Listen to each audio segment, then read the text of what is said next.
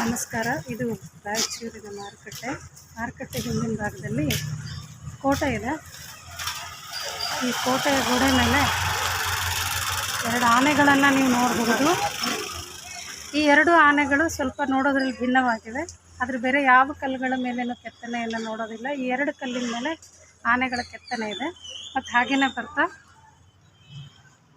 ಈ ಕಡೆ ಭಾಗದಲ್ಲಿ ಇಲ್ಲೂ ಒಂದು ವಿಶೇಷವಾದದ್ದನ್ನು ನೋಡಬಹುದು.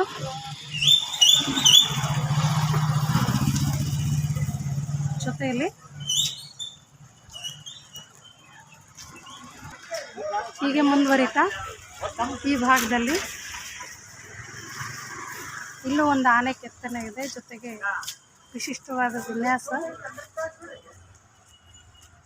ಸ್ಪಷ್ಟವಾಗಿ ನೀವು ಗಮನಿಸಬಹುದು. ಇದು ರಾಯಚೂರಿನ ತರಕಾರಿ ಮಾರುಕಟ್ಟೆ ಹಿಂದಿನ ಭಾಗದಲ್ಲಿರುವ ಕೋಟೆಯ ಮೇಲಿನ ಕೆತ್ತನೆ.